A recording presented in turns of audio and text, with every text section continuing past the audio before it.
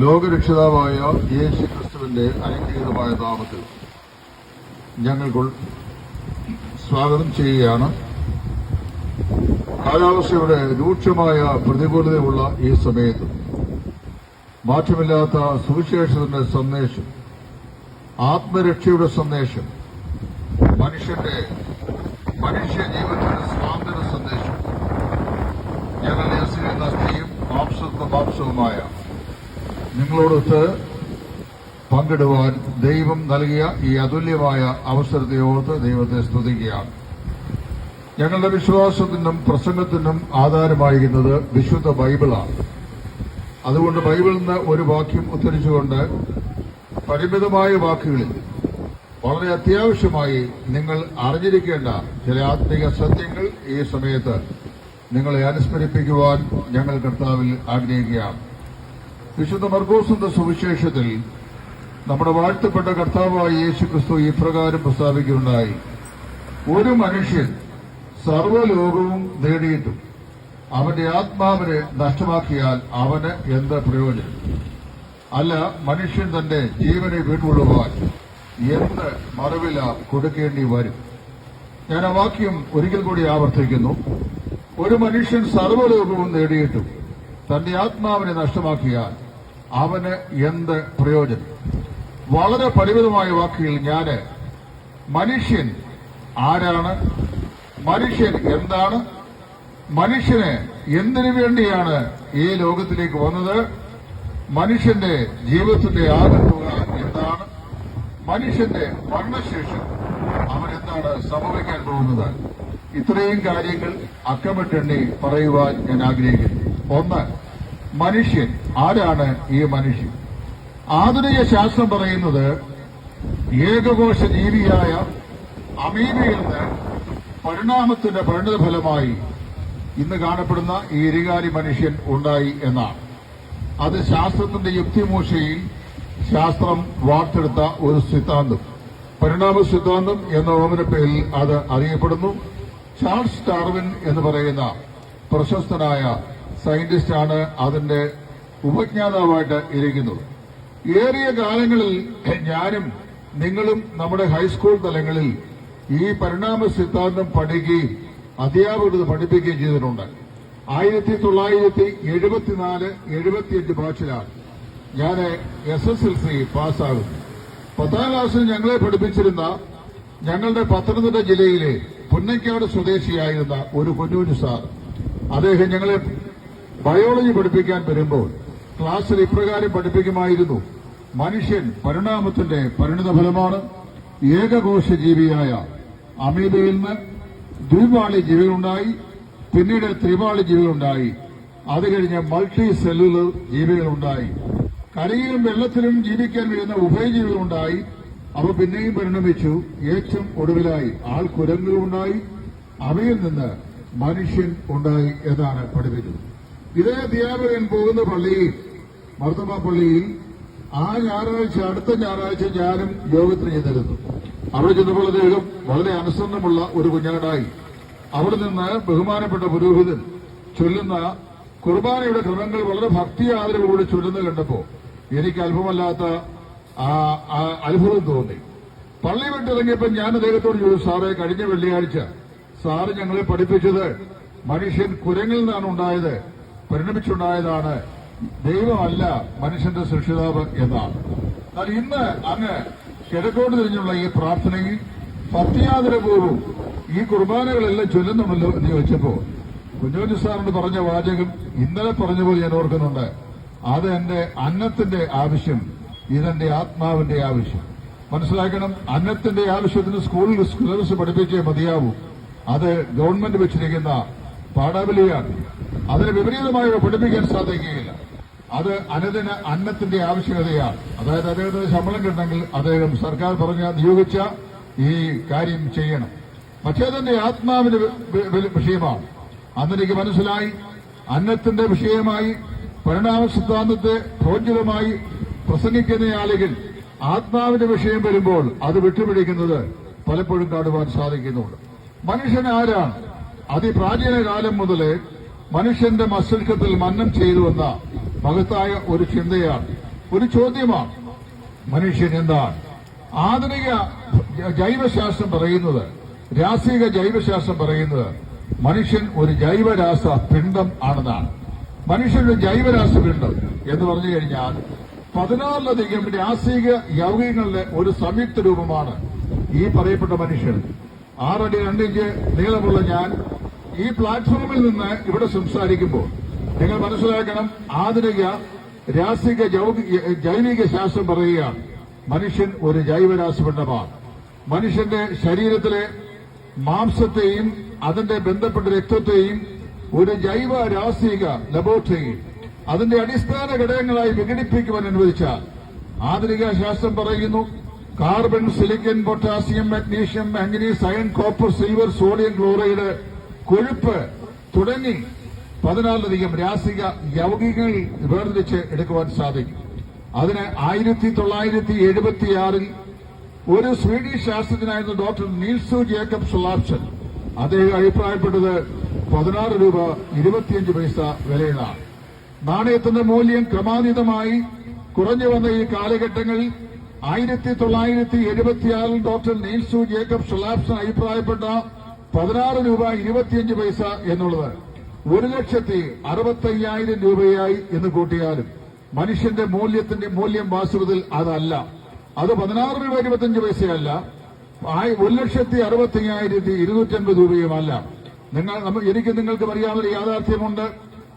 വൈദ്യശാസ്ത്രം അത്യന്തം വളർന്ന് പന്തലിച്ച അഭിവൃദ്ധിപ്പെട്ട ഒരു കാലഘട്ടത്തിലാണ് ഞാൻ നിങ്ങൾ ജീവിക്കുന്നത്. ഇന്ന് നമ്മുടെ കവലയ്ക്ക് ധാരാളം അലോപ്പതി ഹോസ്പിറ്റലുകളുണ്ട്. ഈ ഹോസ്പിറ്റലുകൾ ഓരോ ദിവസവും കേരളത്തിന്റെ മുക്കിലും മൂലയിലുമുള്ള നിരവധി ഹോസ്പിറ്റലുകൾ എത്ര ശസ്ത്രക്രിയകൾ ഇന്ന് അരങ്ങേറിക്കൊണ്ടിരിക്കുന്നു. പലവിധ രോഗങ്ങൾക്ക് പലവിധമായ ശസ്ത്രക്രിയകൾ. ഇന്നേക്ക് 1 വർഷം മുമ്പ് 4 ശസ്ത്രക്രിയകൾ ഒന്നിച്ചെന്റെ ശരീരത്തിൽ ഒരു സമയത്ത് ചെയ്തു. എന്നാൽ ഞാൻ പറയട്ടെ, ഇങ്ങനെയുള്ള ശസ്ത്രക്രിയകൾ ഒക്കെ ചെയ്യുമ്പോൾ സങ്കീർണമായ ചില രോഗങ്ങൾക്ക് നമ്മുടെ ശരീരത്തിൽ ഇന്ന് കാണപ്പെടുന്ന ചില അവയവങ്ങൾ മാറ്റിവെക്കേണ്ട ഗതികളുണ്ടാവും. ഇന്ന് വർദ്ധിച്ചു വരുന്ന ഒരു രോഗമാണ് പ്രമേഹം. പ്രമേഹ രോഗം ദീർഘിച്ചു നിന്ന് കഴിഞ്ഞാൽ പ്രമേഹ രോഗികളായ ആളുകളുടെ കിഡ്നി അടിച്ചു പോകുന്നതാണ്. അങ്ങനെയുള്ള ആളുകൾക്ക് കിഡ്നി മാറ്റിവെക്കുന്ന ശസ്ത്രക്രിയ ഇന്ന് മിക്കവാറുമുള്ള ആശുപത്രികളിലെല്ലാം സുലഭമാണ്.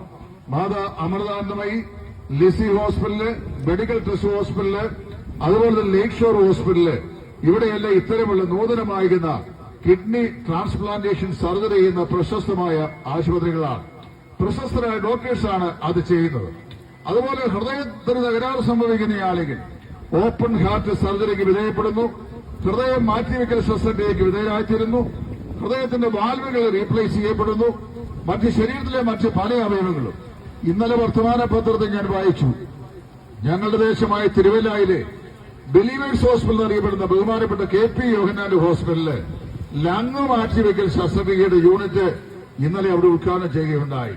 ശ്വാസകോശ സംബന്ധമായ രോഗത്താൽ ഭാരപ്പെടുന്ന രോഗികൾക്ക് അനധിവിദൂര ഭാവിയിൽ ഈ നമ്മുടെ ശ്വാസകോശവും അതിനോട് ബന്ധപ്പെട്ട സാധനങ്ങളുമൊക്കെ ഇനിയും കച്ചവടച്ചരക്കായി കമ്പോളത്തിൽ നിന്ന് വാങ്ങി അത് ഫിക്സ് ചെയ്യുന്ന സമ്പ്രദായം നമ്മുടെ ഹോസ്പിറ്റലിലൂടെ ആവിഷ്കരിച്ചു കഴിഞ്ഞു. ഞാൻ പറഞ്ഞു വന്നതിനാ ചോദിച്ചു കഴിഞ്ഞാൽ മനുഷ്യന്റെ കിഡ്നി, ഹൃദയവാൽവുകൾ, അതുപോലെ ലങ്, കരള് മുതലായ ആന്തരിക അവയവങ്ങൾ അത് കിട്ടാൻ തന്നെ പ്രയാസം. കിട്ടിയാൽ തന്നെ ട്രാൻസ്പ്ലാന്റ് ചെയ്യുവാൻ സർക്കാരിന്റെ തലത്തിൽ കടമ്പകൾ ഏറെ. ഈ കടമ്പകളെല്ലാം പിന്നിട്ട് മാറ്റിവെച്ചാൽ ഓരോന്നിനും അവയവങ്ങൾ വാങ്ങുവാൻ ലക്ഷങ്ങളുടെ വില, മാത്രമല്ല അത് മാറ്റിവെക്കുവാൻ പിന്നെയും ലക്ഷ്യങ്ങൾ. ആ മാറ്റിവെച്ച അവയവത്തെ സംരക്ഷിച്ച് നിലനിർത്തിക്കൊണ്ടു പോകുവാൻ, ആയുസ്സിനെ ദീർഘിപ്പിക്കുവാൻ പിന്നെയും ആയുസ് മുഴുവൻ ലക്ഷക്കണക്കിന് രൂപയുടെ മെഡിസിനുകൾ. ചുരുക്കി പറഞ്ഞു കഴിഞ്ഞാൽ ഒരു മനുഷ്യന്റെ വില കേവലം 16 രൂപ 25 പൈസ അല്ല. ഡോക്ടർ നീൽസു ജേക്കബ് സൊലാപ്സന്റെ ഫൈൻഡിംഗ് ശരിയല്ല എന്ന് പറയാനാണ് ഞാൻ ഈ വാക്കുകൾ പറഞ്ഞത്. പ്രിയമുള്ളവരെ, നിങ്ങൾ മനസ്സിലാക്കണം, മനുഷ്യൻ കേവലം ഒരു ജൈവരാസപിണ്ഡമല്ല. ഈ ജൈവരാസപിണ്ഡമാണെന്ന് അഭിപ്രായപ്പെട്ട ഡോക്ടർ പറഞ്ഞത് 501 7 ബാർ സോപ്പുകൾ ഉണ്ടാക്കുവാനുള്ള കൊഴുപ്പ്, 7 ഗ്യാലൻ വെള്ളം, 1-2 അടി സ്വർണം, 1-2 ചെറിയ കരണ്ടി വെള്ളി, അതുപോലെ carbon, silicon, potassium, manganese, iron, copper, silver, sodium chloride, ഇതിന്റെ എല്ലാം കൂടെ ഒരു സംയുക്ത രൂപമാണ് ഈ മനുഷ്യ ശരീരം എന്നാണ്. ഈ മലയാളക്കരയിൽ തന്നെ ജീവിച്ചിരുന്ന പ്രശസ്തനായ ഒരു കെമിസ്ട്രി പ്രൊഫസർ ഉണ്ടായിരുന്നു. പെന്തക്കോസ്ത് പശ്ചാത്തലങ്ങളിൽ കേരളത്തിലുടനീളം അല്ലെ തെന്നിന്ത്യൻ സംസ്ഥാനങ്ങളിൽ അതിശക്തമായി സുവിശേഷത്തിന്റെ പ്രോക്താവായി പ്രസംഗിച്ചിടുന്ന ബഹുമാനപ്പെട്ട മേരി കോവൽ പറയുന്ന ആ പ്രസംഗകയുടെ ഉപ്പാപ്പനായിരുന്നു എച്ച് കോവൽ എന്ന് പറയുന്ന കെമിസ്ട്രിയുടെ പ്രൊഫസർ. അദ്ദേഹം ഒരു യുക്തിവാദിയും നിരീശ്വരവാദിയുമായിരുന്നു. അദ്ദേഹം എഴുതിയിട്ടുള്ള മനുഷ്യൻ എന്ന് പറയുന്ന അദ്ദേഹത്തിന്റെ ഗ്രന്ഥത്തിൽ മനുഷ്യനെ കുറിച്ച് അദ്ദേഹം പറയുന്നത് ഇങ്ങനെയാണ്: മനുഷ്യനൊരു ജൈവരാശിയുണ്ട്. അതായത് ജീവജാലങ്ങൾക്കെല്ലാം ആഹാര നീഹാരാദികൾ ആവശ്യമാണ്. ജീവിച്ചിരിക്കുമ്പോൾ അതിന് വിശപ്പുണ്ടാകുന്നു. വിശപ്പുണ്ടാകുന്നതനുസരിച്ച് അത് ആഹാരം ആഹരിക്കുന്നു. ആഹാരം ദഹന പ്രക്രിയയിലൂടെ ഊർജ്ജമായി മാറ്റപ്പെടുന്നു. ആ ഊർജ്ജത്തെ ഗ്ലൂക്കോസാക്കി രൂപാന്തരപ്പെടുന്നു. ഗ്ലൂക്കോസ് ഗ്ലൈക്കോജനാക്കി ലിവറിൽ സംരക്ഷിക്കപ്പെടുന്നു. അവിടുന്ന് ആവശ്യാനുസരണം വീണ്ടും അതിനെ ഗ്ലൂക്കോസായി കൺവേർട്ട് ചെയ്ത് ശരീരത്തിലേക്ക് പ്രവേശിപ്പിക്കുന്നു. അപ്പോൾ ശരീരത്തിൽ ചെയ്യുന്നു ATP എന്ന് പറയുന്ന രാസപദാർത്ഥം ഉണ്ടാകുന്നു. ATP എന്ന രാസപദാർത്ഥം ഉണ്ടായിക്കഴിഞ്ഞാൽ കോശം നിർമ്മിക്കപ്പെടും. കോശം നിർമ്മിക്കപ്പെട്ടാൽ അത് ജീവിച്ചിരിക്കും. എപ്പോൾ ആഹാരം കഴിക്കാൻ കഴിയാതെ പോകുന്നു, അപ്പോൾ ഈ കോശ നിർമ്മാണ പ്രക്രിയയുടെ പരമ്പര പര്യവസാനിക്കും. ജീവി മരിച്ചുപോകും. അങ്ങനെയാണെങ്കിൽ നിങ്ങൾക്കറിയാമല്ലോ, നമ്മുടെ ഇന്ത്യയുടെ പ്രധാനമന്ത്രിയായിരുന്ന ശ്രീമതി ഇന്ദിരാഗാന്ധി സദ്വഞ്ജിത് സിംഗ് മുതലായ ആളുകളുടെ വെടിയുണ്ടയ്ക്കിരയായി ഓൾ ഇന്ത്യ മെഡിക്കൽ സയൻസിൽ അവരെ വളരെ അത്യാവശ്യമായി പരിചരണം ചെയ്യുമ്പോൾ ATP എന്ന് പറയുന്ന രാസവസ്തു അവരുടെ സ്ഥലങ്ങളിലേക്ക് കുത്തിവെച്ചിരുന്നെങ്കിൽ അവർക്ക് ജീവിച്ചിരിക്കാൻ സാധിക്കുമായിരുന്നല്ലോ. പക്ഷേ ഇന്ന് വരെ ATP എന്ന് പറയുന്ന കോശനിർമ്മയുടെ അടിസ്ഥാന ഘടകമായിരുന്ന രാസവസ്തുവിനെ കുറിച്ച് വളരെ അവഗാഹമായ പഠനങ്ങൾ ഈ പറയപ്പെട്ട ശാസ്ത്രലോകം കണ്ടെത്തിയിട്ടുണ്ടെങ്കിലും ATP എന്ന് പറയുന്ന രാസവസ്തു മനുഷ്യ ശരീരത്തിന്റെ സ്ഥലങ്ങളിലേക്ക് കുത്തിവെച്ചിട്ട് മനുഷ്യന്റെ ആയുസ്സിനെ ദീർഘിപ്പിക്കുന്ന ഒരു പ്രക്രിയ നാളിതുവരെ ശാസ്ത്രലോകം കണ്ടെത്തിയിട്ടില്ല. നാളെയുടെ നാളെങ്കിലും അത് കണ്ടെത്തിയാലും മനുഷ്യന്റെ ആയുസ്സിനെ ആ നിലയിൽ നീട്ടിപ്പിടിപ്പിക്കുവാൻ ഒരിക്കലും സാധിക്കുകയില്ല എന്നാണ് വിശുദ്ധ വേദപുസ്തകത്തിന്റെ പ്രഖ്യാപന അടിസ്ഥാനത്തിൽ ഞാൻ വിശ്വസിക്കുന്നത്. ഞാൻ ഈ പറഞ്ഞു വരുന്നതിന്റെ സാരമെന്താണെന്ന് ചോദിച്ചു കഴിഞ്ഞാൽ, മനുഷ്യൻ ഒരു ജൈവരാസപിണ്ഡമല്ല. ഏതാനും ചില വർഷങ്ങൾക്ക് മുമ്പ് ഞങ്ങളുടെ സമീപ സ്ഥലമായ കൊറിയന്നൂർ എന്ന സ്ഥലത്ത് നിന്നുകൊണ്ട് ഇതുപോലെ ഒരു വാഹനത്തിൽ നിന്ന് ഞാൻ സുവിശേഷം പ്രസംഗിച്ച് ഇറങ്ങി വന്നു കഴിഞ്ഞപ്പോൾ ഒരു മനുഷ്യൻ എന്റെ അടുക്കൽ വന്നു. അല്ലേ പ്രസംഗി, നിങ്ങൾ മനുഷ്യനെ കുറിച്ചൊക്കെ ഒരുപാട് പ്രസംഗിച്ചല്ലോ, ഞാൻ ചോദ്യം ചോദിക്കട്ടെ. ഞാൻ പറഞ്ഞു ചോദിച്ചാലും അദ്ദേഹം ചോദിച്ചു, what is the difference between an animal and man? മനുഷ്യനും മൃഗവും തമ്മിലുള്ള വ്യത്യാസം എന്താണ്? മനുഷ്യൻ ഒരു ജന്തുവല്ലേ, ഒരു ജീവജാലമല്ലേ? അപ്പൊ ഞാൻ അദ്ദേഹത്തോട് സ്നേഹപൂർവ്വം ചോദിച്ചു, അങ്ങയുടെ പേരെന്താണ്? അദ്ദേഹം പറഞ്ഞു, എന്റെ പേര് പോത്തച്ഛൻ എന്നാണ്. ക്രിസ്ത്യാനികളായ ചില ആളുകളുടെ വീടുകളിൽ പുരുഷന്മാരായ ആളുകൾക്ക് പോത്തച്ഛൻ എന്ന് പേരും. ഞാൻ പറഞ്ഞു തരാം, പോത്തും പോത്തച്ഛനും തമ്മിൽ വല്ല വ്യത്യാസമുണ്ടോ? അദ്ദേഹം പറഞ്ഞു, അതെന്തോ ചോദ്യമാണ്. പോത്തൊരു നാൽക്കാലി മൃഗമല്ലേ, പോത്തച്ഛൻ ഒരു മനുഷ്യനല്ലേ? ഞാൻ പറഞ്ഞു, അത് തന്നെ വ്യത്യാസം. പോത്തും പോത്തച്ഛനും തമ്മിൽ വ്യത്യാസമാണ്, മനുഷ്യനും മൃഗവും തമ്മിലുള്ള വ്യത്യാസം. ഇനി എന്തുകൊണ്ടാണ് മനുഷ്യൻ മൃഗത്തിൽ നിന്ന് വ്യത്യസ്തമായിരിക്കുന്നത്? വളരെ വേഗത്തിൽ ഞാൻ പറയാം. ഒന്ന്, മൃഗങ്ങൾക്ക് ആഹാരം വേണം, വെള്ളം വേണം, ശ്വാസോച്ഛ്വാസം വേണം, പ്രജനന പ്രക്രിയ ആവശ്യമാണ്.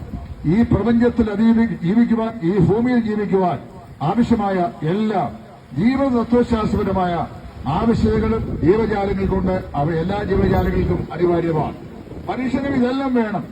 എന്നാൽ മനുഷ്യന് മാത്രമുള്ള 3 പ്രത്യേകതകൾ ഈ സമയത്ത് ഞാൻ ചൂണ്ടിക്കാണിക്കാൻ ആഗ്രഹിക്കുകയാണ്. അത് പോത്തിനില്ല, ആടിനില്ല, കുതിരയ്ക്കില്ല, കഴുതയ്ക്കില്ല, ആനയ്ക്കില്ല, മറ്റൊരു ജീവജാലങ്ങൾക്കും ഇതര തിരിയക്കൾക്കുമില്ല. എന്താണ്? ഒന്ന്, ഇന്റലിജൻസ്, അതായത് ഭൗതിക ശക്തി. 2, ഇച്ഛാശക്തി, വിൽ പവർ. അതായത് 1 ഭൗതിക ശക്തി, 2 ഇച്ഛാശക്തി, 3 ചിന്തിച്ച് തീരുമാനമെടുക്കുവാനുള്ള ശക്തി. ഇത് 3ഉം ഇതര തിരിയക്കൾക്കില്ല. ഇന്ന് നാം കാണുന്ന ലോക സൃഷ്ടി മുതലുള്ള പ്രപഞ്ചത്തിലെ ഭൂമിയിലെ ഇതര തിരിയക്കളായ ജീവജാലങ്ങൾ അവയ്ക്കെല്ലാം നൈസർഗികമായ ബുദ്ധി ദൈവം സൃഷ്ടി നൽകുന്നു. ഉദാഹരണം പറഞ്ഞാൽ 2000 വർഷങ്ങൾക്ക് മുമ്പ് ഒരു കുരുവി, തൂക്കനാൻ കുരുവി നമ്മുടെ നാട്ടിലെ ഒരു ഓലയുടെ തുഞ്ചത്ത് യാതൊരു അസംസ്കൃത വസ്തു കൊണ്ടാണോ അതിന്റെ കൂടുണ്ടാക്കിയത്, അതേ കുരുവി 2000 വർഷങ്ങൾക്ക് ശേഷം ഏതൊരു അസംസ്കൃത വസ്തു കൊണ്ട് 2000 വർഷങ്ങൾക്ക് മുമ്പ് അത് മുട്ടയിട്ട് വരുന്നിരിക്കുവാൻ കൂടും നിർമ്മിച്ചു, അതേ അസംസ്കൃത വസ്തുക്കൾ തന്നെ ഇന്ന് ഉണ്ടാക്കുന്നു. 2000 വർഷങ്ങൾക്ക് മുമ്പ് ഏതൊരു കൂടിന്റെ രൂപമാണ് അതുണ്ടാക്കിയത്, അതേ രൂപത്തിലാണ് ഇന്നും അത് ഉണ്ടായിക്കൊണ്ടിരിക്കുന്നത്. അത് കുരുവി മാത്രമല്ല, എല്ലാ പക്ഷികളും അങ്ങനെ തന്നെയാണ്. അതിന്റെ കൂടുകെട്ട് നിർമ്മാണത്തിന് യാതൊരു വിധമായ വൈവിധ്യതകളും ഉണ്ടായിട്ടില്ല. പണ്ട് എങ്ങനെയായിരുന്നു അങ്ങനെ തന്നെയാണ് ചെയ്യുന്നത്. പണ്ടത് ഏത് നിലയിലാണ് പൊരുന്നിരുന്നത് അങ്ങനെ തന്നെയാണ് പൊരുന്നിരിക്കുന്നത്. ഏത് നിലയിലാണോ അതിന്റെ കുഞ്ഞുങ്ങളെ പുലർത്തിപ്പോകുന്നത് അങ്ങനെ തന്നെയാണ് അത് പുലർത്തിക്കൊണ്ടുപോകുന്നത്. എന്നാൽ മനുഷ്യൻ അങ്ങനെയല്ല. കാലത്തിനനുസരിച്ചുള്ള മാറ്റങ്ങൾ മനുഷ്യ ജീവിതത്തിൽ ഉണ്ടായിട്ടുണ്ട്. മനുഷ്യന്റെ സാമൂഹിക സാംസ്കാരിക വിദ്യാഭ്യാസ മണ്ഡലം ഏറ്റവും അധികം പ്രബുദ്ധമായി തീർന്നു. മനുഷ്യന്റെ ബുദ്ധിശക്തി 1300 ഗ്രാം തൂക്കമുള്ള മസ്തിഷ്കം കൊണ്ട് ആര്യയുടെ അടിത്തല വളർത്തുവാൻ, ആകാശത്തിന്റെ അയറായിലേക്ക് പറന്നുയരുവാൻ, ശിശുവിന് ജന്മം നൽകുവാൻ, മസ്തിഷ്കം മറിച്ചിട്ട് ശസ്ത്രക്രിയ ചെയ്യുവാൻ എന്ന് വേണം പറയണം. മനുഷ്യ ജീവന്റെ ജനിതക ഘടനയുടെ നിരകളെ തന്നെ എണ്ണിത്തിട്ടപ്പെടുത്തി. ഇതാണ് മനുഷ്യ ജനിതക ഘടകങ്ങൾ എന്ന് പരസ്യമായി ലോകത്തോട് പ്രഖ്യാപിക്കുവാൻ കഴിയുന്ന ബൗദ്ധികമായ ഉണർവ് ഉള്ള ജീവിയാണ് മനുഷ്യൻ. 2, ചിന്താശക്തി, ചിന്തിക്കുവാനുള്ള കഴിവ് മനുഷ്യരുടെ പോലെ ഇതര സ്ത്രീകൾക്കില്ല. അത് മനുഷ്യന് മാത്രമുള്ള പ്രത്യേകതയാണ്. മറ്റ് ജീവജാലങ്ങൾക്ക് നൈസർഗികമായ ആലോചനകളോ ചിന്തകളോ ഉണ്ടെങ്കിലും അവയെക്കാളൊക്കെ ശ്രേഷ്ഠമായ നിലയിലുള്ള ചിന്താശക്തിയാണ് മനുഷ്യനുള്ളത്. അതുകൊണ്ടാണ് മനുഷ്യൻ പ്രപഞ്ച സീമയെ തന്നെ ശാസ്ത്രത്തിന്റെ വിരൽത്തുമ്പിൽ ഒതുക്കുവാൻ ഈ കഴിഞ്ഞ 2 നൂറ്റാണ്ടുകൾ കൊണ്ട് ഇടയായിട്ടുള്ളത്. ഇന്നും സാങ്കേതിക ശാസ്ത്രീയമല്ലെങ്കിൽ മനുഷ്യന്റെ മികവ് ഒരു നിലയിലും നമുക്ക് വിവരിക്കാൻ കഴിയാത്ത നിലയിൽ അത്യഗാധമായ നിലയിൽ പുരോഗമിച്ചുകൊണ്ടിരിക്കുകയാണ്. ഇപ്പോഴും ശാസ്ത്രലോകം വികാസ പ്രക്രിയയിലൂടെ പുരോഗമിക്കുക. ഈ പ്രക്രിയ ജീവജാലങ്ങൾക്ക് മറ്റാർക്കും അവകാശപ്പെടാൻ കഴിയുകയില്ല. 3ാമത്താണ് ഇച്ഛാശക്തി എന്ന് പറയുന്നത്. ഇപ്പൊ ഭൗതിക ശക്തി, തീരുമാനശക്തി, 3 ഇച്ഛാശക്തി. എന്താണ് ഇച്ഛാശക്തി? നന്മയും തിന്മയും തമ്മിൽ തിരഞ്ഞെടുക്കുവാനുള്ള, വകതിരിച്ചറിഞ്ഞ് തിരഞ്ഞെടുക്കുവാനുള്ള കഴിവ്. അത് ഈ മനുഷ്യന് മാത്രമുള്ള ഒരു പ്രത്യേകതയാണ്. ഒരു കുപ്പി പരാമരെടുത്ത് കുടിച്ചു കഴിഞ്ഞാൽ, അല്ലെങ്കിൽ ഏതെങ്കിലും നിലയിലുള്ള ലോഷൻ എടുത്ത് കുടിച്ചു കഴിഞ്ഞാൽ ആത്മഹത്യ ചെയ്ത് ജീവിതം അവസാനിപ്പിക്കാൻ സാധിക്കുമെന്ന് മനുഷ്യനറിയാം. പക്ഷേ യാതൊരു മൃഗജാലങ്ങളും ബോധപൂർവം അങ്ങനെയുള്ള വിഷവസ്തുക്കൾ കഴിയുകയില്ല. അവയ്ക്ക് തിരിച്ചറിയാനുള്ള കഴിയുമില്ല. മനുഷ്യൻ എന്തുകൊണ്ട് ട്രാൻസ്ഫോമറിൽ പിടിച്ച് കണ്ണ് അടിച്ച് ചാകാൻ തയ്യാറായി ട്രാൻസ്ഫോമറിൽ വലിഞ്ഞു കയറുന്നു? എന്തുകൊണ്ട് മനുഷ്യൻ നദികളിലേക്ക് എടുത്ത് ചാകി ആത്മഹത്യ ചെയ്യുന്നു? എന്തുകൊണ്ട് മനുഷ്യൻ കയറിൽ കെട്ടിത്തൂങ്ങുന്നു? എന്തുകൊണ്ട് ഓടുന്ന ട്രെയിനിന്റെ മുമ്പാകെ അവൻ ചാടി ആത്മാഹുതി ചെയ്യുന്നു? പ്രിയമുള്ളവരെ, ഇങ്ങനെയൊക്കെ ചെയ്താൽ ജീവനെ അവസാനിപ്പിക്കാൻ കഴിയും എന്ന് മനുഷ്യനറിയാം. പക്ഷേ ഇവരെ ജനീകൾക്ക് അതറിയത്തില്ല. ഇവിടെ നടന്നുകൊണ്ടിവിടെ വളരെ വേഗതയിൽ ഓടിക്കൊണ്ടിരിക്കുന്ന വാഹനത്തിന്റെ മുമ്പാകെ കുറുക്കൈയാടിയാൽ വണ്ടി ഇടിച്ച് ചാകുമെന്ന് മനുഷ്യനറിയാം. പക്ഷേ ജീവജാലങ്ങൾക്ക് അത്രയും വ്യക്തമായി അത് തിരിച്ചറിയാൻ കഴിയുകയില്ല. അപ്പൊ ഇച്ഛാശക്തി, ബുദ്ധിശക്തി, തീരുമാനശക്തി എന്നിങ്ങനെയുള്ള ത്രിവിധമായ സവിശേഷതകൾ മനുഷ്യന് മാത്രം നൽകപ്പെട്ട ഒന്നാണ്. ഇതിനേക്കാൾ ഉപരിയായി മനസ്സിലാക്കപ്പെട്ട മറ്റൊരു ഘടകമുണ്ട്. അതിന്റെ പേരാണ് ആന്തരിക കോടതിയായ മനസ്സാക്ഷി എന്ന് പറയുന്നത്. നന്മയും തിന്മയും ചീത്തയും നല്ലതും തമ്മിൽ തിരിച്ചറിയാനുള്ള, ഭേദോഭേദങ്ങളെ വിവേചിച്ചറിയുവാനുള്ള, അവയെ വിവേചിച്ചറിഞ്ഞ് സ്വീകരിക്കുവാനോ സ്വീകരിക്കാതിരിക്കുവാനോ ഉള്ള കഴിവ് മനുഷ്യന് മാത്രം ഉള്ള ഒന്നാണ്. കുറ്റബോധം മനുഷ്യന് മാത്രമുള്ള ഒന്നാണ്. അതൊരു മനസ്സാക്ഷിയിൽ നിന്ന് ലഭിക്കുന്ന, അത് വിശ്വാസിക്കും അവിശ്വാസിക്കുമുണ്ട്. ഞാൻ പറയട്ടെ, ഈ നാളുകളിൽ നമ്മുടെ കേരളത്തിൽ വളരെയധികം വിഷമതകൾ അനുഭവിച്ചുകൊണ്ടിരിക്കുന്ന ഒരു പ്രതിസന്ധിയാണ് പേപ്പട്ടിയുടെ കളി ആളുകൾ കേൾക്കുക എന്നുള്ളത്. കഴിഞ്ഞ ദിവസം അറിയാൻ 27 ലക്ഷം ആളുകളെയാണ് കഴിഞ്ഞ 5-10 വർഷങ്ങൾക്കുള്ളിൽ പേപ്പട്ടിയുടെ വിഷബാധ ഈ രാജ്യത്തേറ്റിട്ടുള്ളത്. ഇന്ന് നമ്മളത് ഭയപ്പെടുന്നു. കാരണം ഇന്നെല്ലാം നമുക്ക് പട്ടിയെ കൊന്നുകളയാൻ അങ്ങനെ അനുമതി പത്രിക ഇതുവരെ ഗവൺമെന്റ് ഭാഗത്ത് 100% ലഭിച്ചിട്ടില്ല. അപ്പൊ നിങ്ങൾ മനസ്സിലാക്കണം, പേവിഷബാധ ഏറ്റ മനുഷ്യൻ, പേവിഷബാധയുള്ള ഒരു പട്ടി ഏതെങ്കിലും മനുഷ്യനെ കടിച്ചിട്ട് ആക്രമിച്ചിട്ട് നാളിൽ ഒരു മാനവചരിത്രത്തിൽ ആ പേപ്പട്ടി വന്ന് ആ മനുഷ്യരോട് എനിക്ക് പോയി, ഞാൻ എന്നെ അറിയാതെ കടിച്ചുപോയി, അങ്ങ് പേവിഷബാധ മുഴുവനായി മാറിയല്ലോ, എനിക്കത് കുറ്റബോധമുണ്ട് എന്ന് പറഞ്ഞാൽ നിങ്ങൾ കേട്ടിട്ടുണ്ടോ? ഇല്ല. ഏതെങ്കിലും മൂർഖൻ പാമ്പ് ആരെയെങ്കിലും കടിച്ചിട്ട് ആ മൂർഖൻ പാമ്പിന് ഒരു കുറ്റബോധം ഉള്ളതായി നിങ്ങൾ കേട്ടിട്ടുണ്ടോ? ഇല്ല. മനുഷ്യൻ അങ്ങനെയല്ല. അവന്റെ അന്തരാത്മാവിൽ അവരെ നിരന്തരമായി അവരെ തെറ്റുകളെ ഓർമ്മപ്പെടുത്തുകയും അവരെ കുറ്റബോധമുള്ളവരാക്കുകയും അവരെ കുറ്റപ്പെടുത്തിക്കൊണ്ടിരിക്കുകയും ചെയ്ത ഒരാന്തരിക കോടതി ഏത് മനുഷ്യന്റെയും ഉള്ളിലുണ്ട്. അങ്ങനെ വരുമ്പോൾ മനുഷ്യൻ കേവലം ജൈവരാസമെന്നാലെന്നും മനുഷ്യന്റെ ഈ കാണപ്പെടുന്ന ഭാഗ്യമായ പ്രകടനങ്ങൾക്കപ്പുറത്ത് ആന്തരികമായ ഏതോ ഒരു ദിവ്യത്വം മനുഷ്യൻ കുടികൊള്ളുന്നുണ്ട് എന്നുള്ള യാഥാർത്ഥ്യവും ഞാനും നിങ്ങളും അംഗീകരിച്ചേ മതിയാവുകയുള്ളൂ. ഇത് നിങ്ങൾ വിശ്വസിച്ചാലും ഇല്ലെങ്കിലും അംഗീകരിക്കേണ്ട ഒരു യാഥാർത്ഥ്യമാണ്. ആ യാഥാർത്ഥ്യത്തിലേക്ക് ഞാൻ കടന്നു വരുന്നത് ഇപ്പോൾ അടുത്തതായി എന്താണ് മനുഷ്യനെ സവിശേഷമുള്ളവരാക്കി തീർക്കുന്നത്, മനുഷ്യന് ഇതര ജീവജാലങ്ങളുടെ വ്യത്യസ്തത ഉള്ളവരാക്കി തീർക്കുന്നത്. ഫലവനായ ദൈവം മനുഷ്യനെ സൃഷ്ടിക്കുമ്പോൾ ബാഹ്യരൂപിയായ ഈ പറയപ്പെടുന്ന പ്രകൃതത്തിനെ സൃഷ്ടിക്കുമ്പോൾ അവന്റെ അന്തരാത്മാവിൽ അനശ്വരമായിരിക്കുന്ന ഒരാത്മാവിനെ ദൈവം സൃഷ്ടിച്ചാക്കിയിട്ടുണ്ട്. അപ്പൊ എല്ലാ മനുഷ്യനും അവിനാശിയായിരിക്കുന്ന അനശ്വരമായിരിക്കുന്ന ഒരാത്മരൂപം അവൻ മനുഷ്യനിലുണ്ട്. ആ ആത്മാവിന് വസിക്കാനുള്ള പ്രപഞ്ചത്തെയാണ് ഈ പറയപ്പെടുന്ന ബാഹ്യ ശരീരം എന്ന് പറയുന്നത്.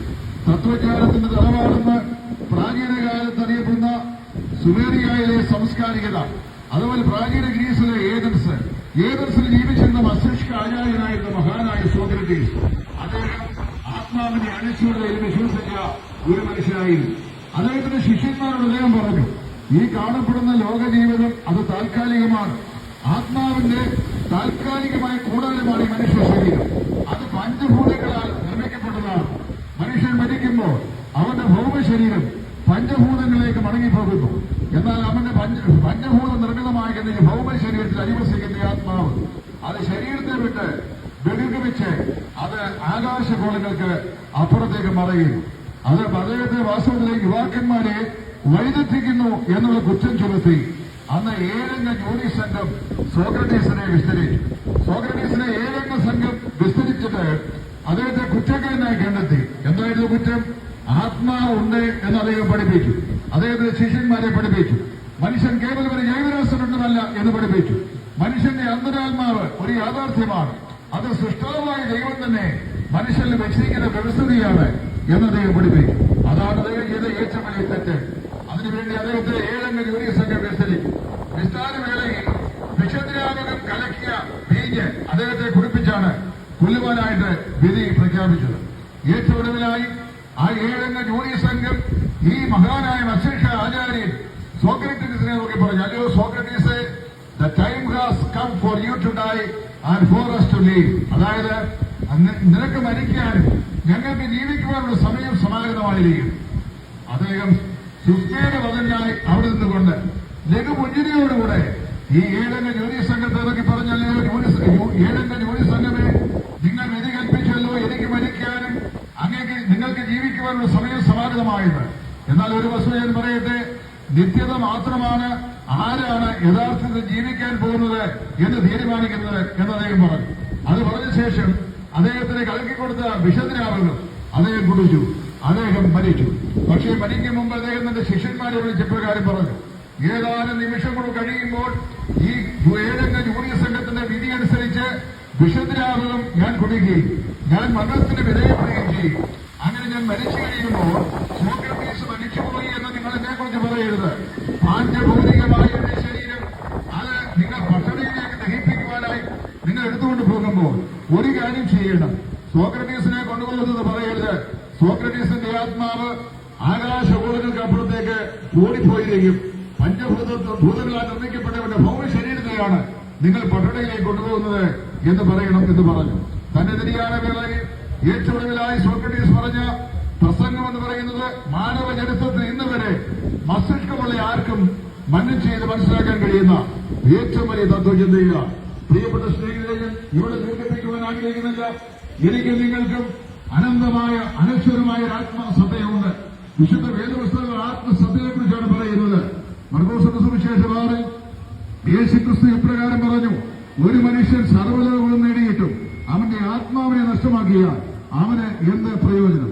ഈ ലോക ജീവിതത്തിൽ എന്തെല്ലാം മനുഷ്യൻ നേടിയാലും അമ്പര ചുമ്മികളായ സൗകര്യം ഉണ്ടാക്കിയാലും പിന്നെ വേണ്ടോളം ധനവും സമ്പത്തും അവൻ സമ്പാദിച്ചു കൂട്ടിയാലും വേണ്ടോളം സ്വർണ്ണക്കട്ടികൾ സമ്പാദിച്ചവന്റെ നിലവറയെ അവൻ സൂക്ഷിച്ചു വെച്ചാലും അവന്റെ ആരോഗ്യ സംരക്ഷണത്തിനായിട്ട് ഏതെല്ലാം ക്രമീകരണങ്ങളും ചെയ്താലും ഒരു കാര്യം മനസ്സിലാക്കണം, മനുഷ്യന് ഒരാത്മാവുണ്ട്.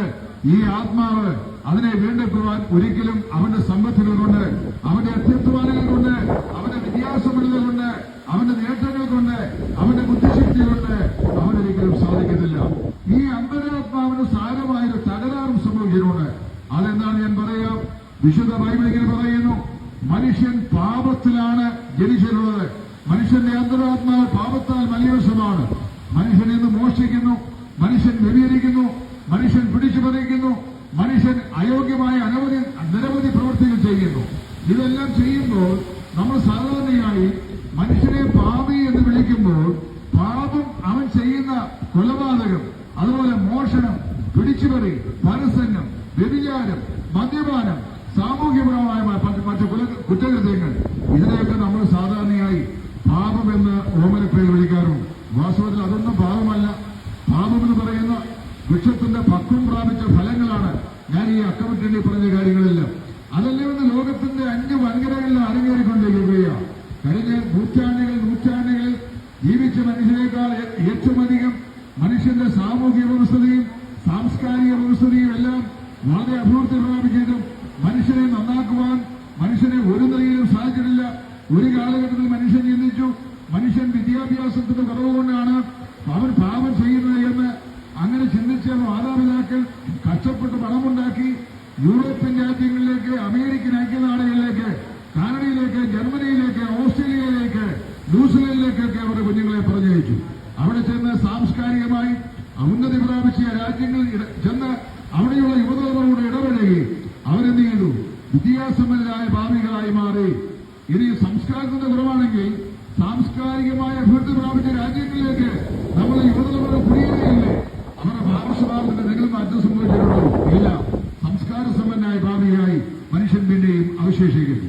ഞാൻ പറഞ്ഞു വന്നൊരു സാരം, മനുഷ്യന്റെ അന്തരാത്മാവിനെ ഗ്രസിച്ചതും മനുഷ്യനെ നന്നാക്കുവാൻ കഴിയാത്തതും ലോകത്തിലെ യാതൊരു വ്യവസ്ഥിതികൾ കൊണ്ടും മനുഷ്യനെ രൂപപ്പെടുത്തിയെടുക്കുവാൻ കഴിയാത്തതുമായ നിലയിൽ മനുഷ്യന്റെ അന്തരാത്മാവ് അതിഭയാനകമായിരുന്ന ഒരധപ്പതനത്തിലേക്ക് അധപ്പതിച്ചു പോയിരിക്കുകയാണ്. ഈ മനുഷ്യാത്മാവിനെ നന്നാക്കുവാൻ ലോകത്തിൽ ഒരു മനുഷ്യനും സാധിക്കത്തില്ല. നമ്മുടെ യാതൊരുവിധമായ വിദ്യാഭ്യാസ വ്യവസ്ഥിതി കൊണ്ടോ സാമൂഹ്യ പരിഷ്കരണങ്ങൾ കൊണ്ടോ സാംസ്കാരിക അഭിവൃദ്ധി കൊണ്ടോ മനുഷ്യന്റെ അന്തരാത്മാവിനെ ബാധിച്ചിരിക്കുന്ന ഈ മാരകമായ ക്യാൻസർ രോഗം, അതായത് പാപത്തെ മാറ്റുവാൻ സാധിക്കത്തില്ല. ആധുനിക മനുഷ്യൻ ചിന്തിക്കുന്നത് മനുഷ്യനെ പാപി എന്ന് വിളിക്കുന്നതാണ് ഏറ്റവും വലിയ പാപം എന്നാണ്. അങ്ങനെയല്ല. വിശുദ്ധ വേദപുസ്തകം ഇങ്ങനെ പറയുന്നു, ഒരു വ്യത്യാസവുമില്ല, എല്ലാവരും പാപം ചെയ്ത് ഒരുപോലെ ദൈവദേശ ഇല്ലാത്തവരായി തീർന്നിരിക്കുന്നു. ഇവിടെ ജാതി, മത, വർഗ, വർണ്ണ വ്യത്യാസങ്ങളൊന്നും തന്നെയില്ല. മനുഷ്യനാണോ നിങ്ങൾ പാപിയാണോ നിങ്ങളുടെ ആത്മാവ് പാപത്തിൽ മരിച്ചിരിക്കുക? പാപത്തിന്റെ അത്യഗാധമായിരുന്ന ഗർത്തത്തിലേക്ക് നിങ്ങൾ നിബന്ധിച്ചിരിക്കുക. പ്രിയപ്പെട്ട സ്നേഹിതരെ, അങ്ങനെ പാപത്താൽ മലീമസമാക്കപ്പെട്ട മനുഷ്യന്റെ ആത്മാവ് ദൈവത്തിങ്കിലേക്ക് മടങ്ങി വരുവാൻ കഴിയാതെ വണ്ണം, സ്വന്തം പ്രയത്നങ്ങൾ കൊണ്ട് ദൈവത്തിങ്കിലേക്ക് മടങ്ങി വരുവാൻ കഴിയാതെ വണ്ണം, അവന്റെ സൽപ്രവൃത്തികൾ കൊണ്ട് ദൈവത്തെ സാധിപ്പിക്കാൻ ആവോളം അവൻ പരിശ്രമിച്ചു. അവൻ സാധിക്കാതെ വണ്ണം അലഞ്ഞ് ഉഴലുകയാണ്. ഇന്ന് ഇതര മതങ്ങളുടെ വാസ്തവത്തിൽ ചെയ്യുന്ന എല്ലാ അത്യധ്വാനങ്ങളും പരലോക മോക്ഷം പ്രാപിപ്പാൻ വേണ്ടിയുള്ള അത്യധ്വാനങ്ങളാണ്. ചില തീർത്ഥാടന കേന്ദ്രങ്ങൾ സന്ദർശിക്കുന്നു, വേറെ ചില പുണ്യ സ്നാനങ്ങൾ സ്വീകരിക്കുന്നു, മറ്റു ചിലകൾ ദാനധർമ്മങ്ങൾ ചെയ്യുന്നു, വേറെ മറ്റനേക സൽപ്രവൃത്തികൾ കൂടെ മോക്ഷം പ്രാപിപ്പാനായി ശ്രമിക്കുന്നു. ഇതൊക്കെ നല്ല കാര്യങ്ങളാണ്. അങ്ങനെ ചെയ്യുന്ന ധാരാളം ആളുകൾ നമ്മുടെയൊക്കെ നാടുകളിലുണ്ട്, വിദേശ രാജ്യങ്ങളിലൊക്കെ ഉണ്ട്. അഗതികളോട് കരുണ കാണിക്കുന്ന ആളുകളുണ്ട്, ദരിദ്രർക്ക് അന്നദാനം ചെയ്യുന്ന ആളുകളുണ്ട്, വസ്ത്രമില്ലാത്തവർക്ക് വാങ്ങിക്കൊടുക്കുന്ന ആളുകളുണ്ട്, പണമില്ലാത്തവരെ സഹായിക്കുന്നവരുണ്ട്, വീട് വയ്ക്കാൻ നിർവാഹമില്ലാത്തവർ വീട് വെച്ചു കൊടുക്കുന്നവരുണ്ട്. മാരകമായ രോഗം ബാധിച്ച ആളുകളെ ചികിത്സിക്കുവാൻ സാമ്പത്തിക സഹായം ചെയ്യുന്ന ആളുകളുണ്ട്. വിദ്യാഭ്യാസം ചെയ്യുവാൻ കഴിയാത്ത കുഞ്ഞുങ്ങളെ അവരുടെ ഭാവി പുരോഗതിയെ ലക്ഷ്യമാക്കി വിദ്യാഭ്യാസ സഹായം ചെയ്യുന്ന ആളുകളുണ്ട്. ഇതൊക്കെ ശരിയാണ്. അപ്പോഴും മനുഷ്യന്റെ അടിസ്ഥാനപരമായ പ്രശ്നത്തിന് പരിഹാരം കണ്ടെത്തുവാൻ മനുഷ്യന് സാധിക്കുന്നില്ല. എന്താണ് മനുഷ്യന്റെ അടിസ്ഥാനപരമായ പ്രശ്നം? അവൻ അരിയില്ല, തുണിയില്ല, പണമില്ല, പാർപ്പിടമില്ല എന്നുള്ളതല്ല, ജോലിയില്ല എന്നുള്ളതല്ല. മനുഷ്യന്റെ അടിസ്ഥാനപരമായ പ്രശ്നം അവന് സമാധാനമില്ല, സന്തോഷമില്ല, സംതൃപ്തിയില്ല എന്നുള്ളതാണ്. അതിന്റെ കാരണം എന്താണ്? മനുഷ്യൻ പാപിയാണ് എന്നുള്ളതാണ്. പാപോഹം പാപകർമ്മോഹം പാപാത്മാ പാപസംഭവ. ഞാൻ ജനിച്ചിരിക്കുന്ന പാപത്തിലാണ്, എന്റെ കർമ്മങ്ങളും പാപമയമാണ്, ഞാൻ മുഴുവനായും പാപിയാണ്. ഇതാണ് മനുഷ്യൻ പറയുന്നത്. പ്രിയപ്പെട്ടവരെ, നമ്മുടെ നാട്ടിലൊരു ചൊല്ലുണ്ട്, പാപി ചെല്ലുന്നവരെല്ലാം പാതാളം. മനുഷ്യൻ ഇങ്ങനെ പാപിയായി ജനിച്ച് പാപിയായി ജീവിച്ച് പാപിയായി ഒരു ദിവസം മരണത്തിന് അടിമപ്പെട്ട് കഴിഞ്ഞാൽ, ഒരു ദിവസം ഞാൻ നിങ്ങൾ മരണത്താൽ ഈ ഭൂമിയെ വിട്ട് മാറ്റപ്പെടണമല്ലോ. ഇവിടെ ജീവിക്കുവാനാണ് നാം ആഗ്രഹിക്കുന്നെങ്കിലും മരണത്തിന്റെ തണുത്തുറഞ്ഞ കരാളയസ്ഥകൾ നമ്മെ പിടിമുറുക്കുന്ന നാടുകയും എനിക്ക് നിങ്ങൾക്ക് മരനിമിഷം പോലും മരണത്തോട് കെഞ്ചി ഇവിടെ അരനിമിഷം കൂടെ വാങ്ങാൻ സാധിക്കുന്നില്ല. മരണത്തിന്റെ ദൂതൻ എന്നെയും നിങ്ങളെയും പിടിച്ചു മാറ്റും. അപ്പോൾ നാം നിശ്ചയമായി ഇവിടെ നകന്നു പോയേ മതിയാവുകയുള്ളൂ. ഇവിടെ ജീവിക്കാൻ ആഗ്രഹിക്കുന്നത് ഒരു നാളും മരിക്കണം. ഒരിക്കൽ മരിക്കുകയും പിന്നെ ന്യായവിധിയും ദൈവം മനുഷ്യരെ നിയമിച്ചിരിക്കുന്നു. എബ്രായ ലേഖനം 9-ാം അധ്യായം 27-ാം വാക്യം. അപ്പോൾ ഒരിക്കൽ മരിക്കുക എന്നുള്ളത് ഞാനും നിങ്ങൾ അഭിമുഖീകരിക്കേണ്ടി വരുന്ന ഏറ്റവും വലിയ യാഥാർത്ഥ്യമാണ്. ആംഗലേയ ലോകത്തെ ഏറ്റവും പ്രശസ്തനായ പ്രസംഗിയായിരുന്ന ചാൾസ് സ്പർജൻ, അത് ഇംഗ്ലണ്ടിലെ തേംസ് നദിയുടെ സമീപം നിന്നുകൊണ്ട് ഒരിക്കൽ സത്യസുവിശേഷം പ്രസംഗിയായിരുന്നു. മനുഷ്യന്റെ ആത്മാവിനെ അനശ്വരതയും മരണത്തിന്റെ അപ്പുറത്ത് മനുഷ്യൻ അനുഭവിക്കേണ്ടി വരുന്ന അതിഭയാനകമായ നരകയാതനയെ സംബന്ധിച്ച് അദ്ദേഹം പ്രസംഗിച്ചു. വളരെ പക്വതയായ ഒരു മനുഷ്യൻ പ്രസംഗത്തിന് ശേഷം അദ്ദേഹത്തിനിടയ്ക്ക് വന്നു. അല്ലയോ മിസ്റ്റർ സ്പർജൻ, ഇല്ലാത്ത നരകം നിങ്ങൾ പ്രസംഗിച്ച് മനുഷ്യനെ ഭയപ്പെടുത്തുന്ന എന്തിനാ? ഇവിടെ തന്നെയാണ് നരകം, ഇവിടെ തന്നെയാണ് സ്വർഗം. എന്റെ ബാല്യകാലത്ത് ഞാൻ നിങ്ങളെപ്പോലെ രണ്ട് ചെവിയുള്ളത് കൊണ്ട് നമ്മുടെ കടകളിൽ നിന്നൊക്കെ അന്നത്തെ കാലത്ത് ടേപ്പ് റെക്കോർഡർ എന്ന് പറയുന്ന സാധനത്തിൽ കൂടെ പ്ലേ ചെയ്ത് നാട്ടുകാരെയൊക്കെ കേൾപ്പിക്കുന്ന സിനിമാ ഗാനങ്ങൾ ഒരു പാട്ട് ഞാനും കേട്ടിട്ടുണ്ട്. ആര് പാടിയെന്ന് എനിക്കറിയാൻ വയ്യ. പാട്ടിന്റെ വരികൾ എങ്ങനെയാണ്? ഇവിടെ തന്നെ സ്വർഗവും നരകവും ഇവിടെ തന്നെ, ഇത് രണ്ടും കണ്ടിട്ടുള്ളവരല്ലേ തെണ്ടികൾ നമ്മൾ. പ്രിയമുള്ളവരെ ഞാൻ ഓർപ്പിക്കട്ടെ, സ്പർജൻ പറഞ്ഞു ഇവിടെ നരകമില്ല. കാരണം വേദപുസ്തക പ്രകാരം നരകത്തിൽ ഒരു തുള്ളി വെള്ളമില്ല. ഞാനും താങ്കളും നിൽക്കുന്നത് ഇംഗ്ലണ്ടിലെ മനോഹരമായ തേംസ് നദിയുടെ തീരത്താണ്. സമൃദ്ധിയായ വെള്ളവിടെയുണ്ട്. പിന്നെ ഇവിടെ നരകമില്ല. കാരണം ഇവിടെ നരകത്തില് പാപമില്ല. ഇവിടെ സ്വർഗമില്ല. സ്വർഗത്തിലെന്നില്ല കള്ളുഷാപ്പില്ല, സ്വർഗത്തിൽ മദ്യശാലയില്ല, സ്വർഗത്തിൽ വ്യഭിചാരശാലയില്ല, സ്വർഗത്തിൽ വേശ്യാലയങ്ങളില്ല, സ്വർഗത്തിൽ സിനിമാ കോട്ടകളില്ല. ഈ സ്വർഗത്തിൽ ഈ പറയപ്പെട്ട സംവിധാനങ്ങളൊന്നുമില്ല. അപ്പൊ അദ്ദേഹം പറഞ്ഞു അക്ഷരികമായ നരകവിടെയില്ല. ഇവിടെ നരകത്തിൽ വെള്ളമില്ല. നരകത്തിൽ അത് അഗ്നിച്ചുളയാണ്. അവിടെ മനുഷ്യൻ അനന്തകാലം നിത്യമായി യാതന അനുഭവിക്കുന്ന സ്ഥലമാണ്. ഇവിടെ സ്വർഗവുമില്ല. അപ്പൊ അതേ പറയാണ്ട് സ്വർഗവുമില്ല, ഇവിടെ നരകവുമില്ല. പിന്നെ എവിടെയാണ് ഇത് രണ്ടും? മനുഷ്യൻ മരിക്കും. മരിച്ചു കഴിഞ്ഞാൽ മനുഷ്യന്റെ ആത്മാവ് എത്തിച്ചേരേണ്ട രണ്ട് ലിറ്ററൽ അക്ഷരീകമായ സ്ഥലങ്ങളാണ്. ഒന്ന് നരകം, മറ്റേത് സ്വർഗം. എന്താണ് ഈ നരകം? എന്താണ് ഈ സ്വർഗം? നരകം എന്ന് പറയുന്നത് ദൈവത്തെ വേണ്ടാത്തവരൊക്കായി, അതായത് മനുഷ്യന്റെ ആത്മാവിന്റെ മോക്ഷം ഈ ഭൂമിയിൽ ജീവിച്ചിരിക്കുമ്പോൾ അത് ദൈവവ്യവസ്ഥ പ്രകാരം പ്രാപിക്കാത്തവരായ മനുഷ്യാത്മാക്കൾ മരിച്ചാൽ അവരുടെ ആത്മാക്കൾ ജാതി മതഭേദമന്യേ, നിങ്ങൾ ദൈവവിശ്വാസിയാണെങ്കിലും അല്ലെങ്കിലും അങ്ങനെയുള്ള ആളുകളുടെ ആത്മാക്കൾ എത്തിച്ചേരുന്ന അതിഭയാനകമായ ന്യായവിധിയുടെ സ്ഥലത്തെയാണ് നരകം എന്ന് പറയുന്നത്. അതിനെ തീച്ചൂള എന്ന് വിശുദ്ധ വേദപുസ്തകത്തിൽ കർത്താവായ യേശു വിശേഷിപ്പിച്ചിട്ടുണ്ട്. പാപം ചെയ്യുന്ന മനുഷ്യൻ ഏറ്റവും ഒടുവിലായി പാപത്തിൽ ജനിച്ച് പാപത്തിൽ ജീവിച്ച് പാപത്തിൽ മരിച്ചാൽ അവസാനമായി എത്തിയിരുന്ന സ്ഥലമാണ് നിത്യ നരകാഗ്നി. കർത്താവായ യേശു ഇപ്രകാരം പറഞ്ഞു, അവിടെ പുഴു ചാകുന്നില്ല, തീ കെടുന്നില്ല, എല്ലാവരും തീയാൽ ഉപ്പിടപ്പെടും. എന്നെ കേൾക്കുന്ന മാന്യ ശ്രോതാക്കളെ, സുഹൃത്തുക്കളെ, സഹോദരിമാരെ, സഹോദരന്മാരെ, ഞാനും നിങ്ങളും മരിച്ച് പാപത്തിൽ മരിച്ച് മാറ്റപ്പെട്ടാൽ ഒരു ദിവസം മരണത്തിന്റെ നേരത്തെ കരങ്ങൾ നമ്മെ സ്പർശിക്കുമ്പോൾ മരണത്തോട് വാക്കുപോലും പറഞ്ഞു നിർത്താൻ കഴിയാതെ മരണമെന്ന വാതിലൂടെ ഈ യോഗജീവിതത്തിന് അപ്പുറത്തേക്ക് നാം മാറും. തിരശ്ശീലയ്ക്ക് അപ്പുറത്തേക്ക് മാറ്റപ്പെട്ടാൽ പാപിയായ മനുഷ്യന്റെ ആത്മാവ് അനന്തകാലം കഴിയേണ്ടി വരുന്ന അതിഭയാനകമായ ന്യായവതിയുടെ ഇടമാണ് നിത്യമായ നരകം. എന്താണ് സ്വർഗം? സ്വർഗം കർത്താവായ യേശുക്രിസ്തു മുഖാന്തരം, അതായത് പാപിയായ മനുഷ്യന്റെ പാപത്തിന്റെ പരിഹാരത്തിന് വേണ്ടി സ്വർഗത്തിലെ ദൈവം മനുഷ്യവർഗത്തിന് വേണ്ടി ഒരുക്കിയ നിത്യമായ രക്ഷാമാർഗത്തെ വിശ്വാസത്താൽ ഹൃദയത്തിൽ എന്തി കർത്താവായ യേശുക്രിസ്തു മുഖാന്തരമുള്ള രക്ഷാമാർഗത്തെ ഹൃദയത്തിൽ സ്വായത്തമാക്കി യേശുക്രിസ്തുവിന്റെ കാൽവരിയിലെ യാഗമരണത്താൽ പാപത്തിന് പരിഹാരം പ്രാപിച്ച ആളുകളുടെ ആത്മാക്കൾ എത്തിച്ചേരുന്ന അനന്തമായിരുന്ന സന്തോഷ സ്ഥലമാണ് നിത്യമായ സ്വർഗം എന്ന് പറയുന്നത്. ഇതെങ്ങനെ സാധിക്കും? ഈ സ്വർഗത്തെ എത്തിച്ചേരാൻ നമുക്ക് എന്ത് ചെയ്യണം? നാം ചെയ്യുന്ന പുണ്യകൃത്യങ്ങൾ കൊണ്ടും പ്രവൃത്തികൾ കൊണ്ടും സാധിക്കുകയില്ല. നമ്മുടെ യാതൊരുവിധമായ പ്രയത്നങ്ങൾ കൊണ്ടും ഒരു പാപിക്ക് സ്വർഗരാജ്യത്ത് എത്തിച്ചേരുവാൻ സാധിക്കുകയില്ല. പിന്നെ എങ്ങനെയാണ് എത്തിച്ചേരുവാൻ സാധിക്കുക? അതിനുള്ള എളുപ്പവഴി 2-3 സെന്റൻസിൽ പറഞ്ഞാൽ ഈ വാക്കുകൾ വിരാമം കുറിക്കാം. 2000 വർഷങ്ങൾക്ക് മുമ്പ് മനുഷ്യവർഗത്തിന്റെ പാപത്തിന്റെ പരിഹാരത്തിന് വേണ്ടി സ്വർഗത്തിലെ ദൈവം തമ്പുരാൻ സാക്ഷാൽ മനുഷ്യവേഷം കൊണ്ട് മനുഷ്യനായി ഈ താണഭൂമിയിലേക്ക് ഒരു മനുഷ്യ ശിശുവായി അവതരിച്ചു. അവന്റെ പേരാണ് നസ്രയനായ യേശു. യേശു ഒരു മതം സ്ഥാപിക്കാൻ വന്നയാളല്ല. യേശുക്രിസ്തു ഒരു പള്ളിയും ഇവിടെ സ്ഥാപിച്ചിട്ടില്ല. യേശുക്രിസ്തു സ്ഥാപിച്ച ഒരു കപ്പേളയും എവിടെയുമില്ല. ക്രിസ്തുവിന്റെ ശിഷ്യന്മാരും അങ്ങനെ ചെയ്തിട്ടില്ല. ഒരു പള്ളിമന്ദിരം സ്ഥാപിക്കാനല്ല ക്രിസ്തു ഈ ലോകത്തിൽ വന്നത്. കർത്താവായ യേശു ഭൂമിയിലേക്ക് വന്നു കഴിഞ്ഞപ്പോൾ യേശു ക്രിസ്തു ഇപ്രകാരം വിളിച്ചു പറഞ്ഞു, കാണാതെ പോയതിനെ തെരഞ്ഞു രക്ഷിപ്പാണല്ലോ മനുഷ്യപുത്രൻ വന്നത്.